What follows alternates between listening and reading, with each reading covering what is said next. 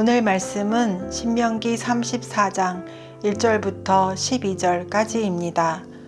모세가 모압 평지에서 느보산에 올라가 여리고 맞은편 비스가 산 꼭대기에 이르매 여호와께서 길르앗 온 땅을 단까지 보이시고 또 온 납달리와 에브라임과 므낫세의 땅과 서해까지의 유다 온 땅과 네겝과 종려나무의 성읍 여리고 골짜기 평지를 소알까지 보이시고 여호와께서 그에게 이르시되 이는 내가 아브라함과 이삭과 야곱에게 맹세하여 그의 후손에게 주리라 한 땅이라.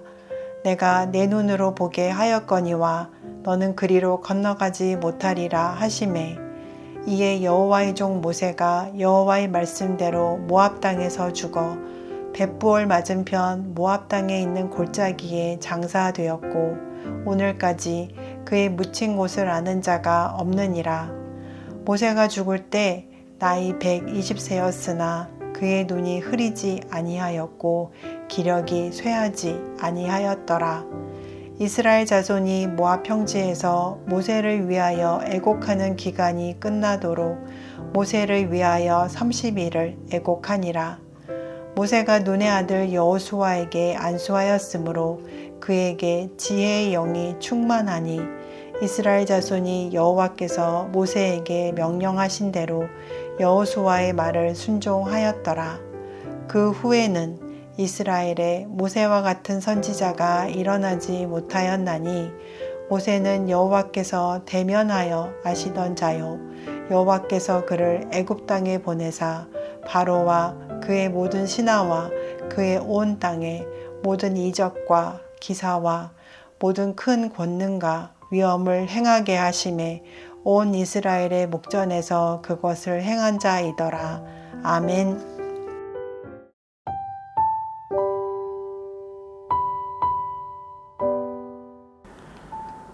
오늘 말씀은 모세오경 전체의 마지막 장이자 신명기의 마지막 장입니다. 모세의 죽음과 관련된 내용이 담겨 있는데요. 모세오경이 기록될 당시에는 글을 마칠 때 그 핵심 인물의 죽음을 기록해서 첨부하는 전통이 있었습니다. 이러한 관습은 이야기의 완성도를 높이고 주인공의 삶과 업적을 기념하는 역할을 합니다.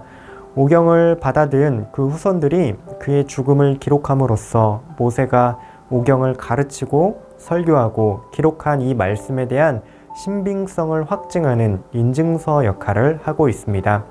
동시에 모세의 삶을 강조하고 독자들에게 중요한 교훈을 전달하려는 목적도 있는데요. 모세의 죽음, 그것을 통해 볼 수 있는 우리의 삶의 교훈은 무엇이 있을지 함께 묵상해 보겠습니다. 모세의 인생은 날 때부터 죽음에 이르기까지 결코 평범하지 않습니다. 날 때도 죽음의 위협 가운데 태어나서 강가에 버려졌습니다.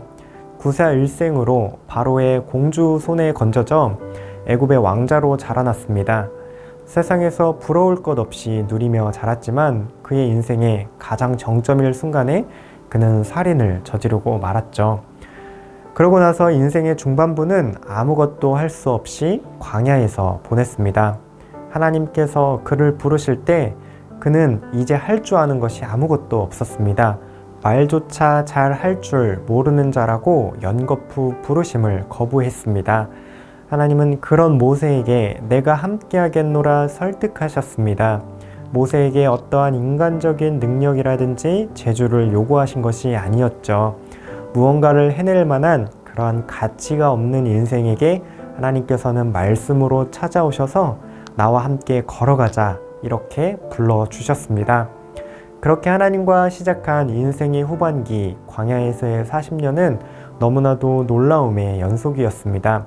불순종하고 반역하는 그 백성들과 하나님 사이에서 중보하는 그 중보자 역할을 하였고 하나님의 율법의 말씀을 가르치는 선지자 노릇을 하였습니다. 말씀대로 다스리고 통치하는 왕적인 역할도 수행했습니다. 그 속에서 하나님만이 주실 수 있는 놀라운 은혜와 구원을 수없이 경험하며 살아왔습니다. 그런 인생이 예상보다는 초라한 죽음을 맞이하게 됩니다. 약속의 땅을 바라보기만 하고 들어갈 수는 없습니다. 심지어 여전히 눈이 흐리지 않았고 기력도 쇠하지 않았습니다. 그가 죽고 난 다음에 심지어 무덤이 어디인지도 알 수 없습니다. 어쩌면 후대에 연약한 인간이 모세의 무덤을 숭배하고 따를 것을 미연에 방지하고자 했던 처사였는지도 모르겠습니다. 그럼에도 불구하고 한 민족의 위대한 지도자요 영웅의 죽음이라고 하기에는 너무나도 조용하고 평범합니다. 하지만 이러한 죽음은 오히려 어떠한 인생이 하나님 앞에서 참으로 가치 있는지를 보여주고 있습니다. 후손들에게 남긴 무덤도 없습니다. 끝내 약속의 땅을 차지하는 위대한 업적이나 성취도 직접 이루지는 못했습니다. 그럼에도 불구하고 그에 대한 평가는 이렇습니다. 10절에 그 후에는 이스라엘의 모세와 같은 선지자가 일어나지 못하였나니 모세는 여호와께서 대면하여 아시던 자요, 이렇게 말합니다. 그 이전에도 그 이후에도 모세와 같은 선지자는 일어난 적이 없습니다. 하나님과 대면하여 친구처럼 말씀을 대하는 사람은 모세 외에는 없었습니다. 그의 인생의 가치는 그가 이 땅에서 얼마만큼 놀라운 일을 행했는가, 얼마나 위대한 재능을 꽃피웠는가에 있지 않습니다. 하나님의 말씀을 따라서 그분의 인도하신 그 길을 어떻게 걸어갔는가, 하나님의 말씀이 그의 삶에 어떤 영향을 미쳤는가가 더욱더 중요한 인생의 평가 지표였습니다. 모세의 모세는 마음과 삶과 온 힘을 다해 말씀을 자신의 삶에 담아내었습니다. 하나님의 말씀이 요단강 앞 모압 평지까지라고 하면 그곳에서 멈추어 순종하고 죽음마저도 받아들일 수 있었습니다. 여전히 기력이 쇠하지 않고 눈이 흐리지 않았지만 하나님께서 부르실 때에 달려갈 길을 완주할 수 있었습니다. 이것이 모세의 죽음이 보여주는 바, 우리 인생이 하나님의 말씀 앞에서 말씀을 따라갈 때에 참으로 가치 있다는 사실을 말해주고 있습니다. 우리도 말씀을 담아내는 그러한 삶을 살아가면 좋겠습니다. 입이 뻣뻣하고 혀가 둔한 자였던 모세, 40년간 광야에서 아무것도 아닌 존재로 늙어갔던 그였습니다. 하지만 말씀이 인도하는 길을 따라서 끝까지 완주했을 때 그는 그 누구보다도 존귀한 인생으로 판명되었습니다. 하나님이 말씀으로 우리 가운데 찾아오실 때 말씀 앞에 우리의 전 존재가 반응하고 그 말씀을 따르는 하나님의 백성으로 살아가야 하겠습니다. 이제는 말씀 그 자체이신 그 하나님의 아들이 육신을 입고 이 땅에 오셨습니다. 예수 그리스도께서 복음으로 우리의 마음문을 두드리실 때에 주님께 우리의 삶을 온전히 드리는 하나님의 자녀로 살아갑시다. 복음이, 그분의 말씀이 우리의 삶을 더욱 가치 있고 아름답게 인도해 가실 것입니다. 함께 기도하시겠습니다. 세상에 소망을 두고 세상에 가치를 두었던 우리의 중심을 회개합니다. 말씀이 이끌어가는 인생, 복음의 중심을 두고 살아가는 가치 있는 인생 되게 하옵소서. 우리 삶의 가치는 우리의 행위나 업적이 아니라 복음의 말씀에 달려 있습니다. 그 말씀을 붙들며 오늘을 살아가는 청년가족 되시기를 바랍니다.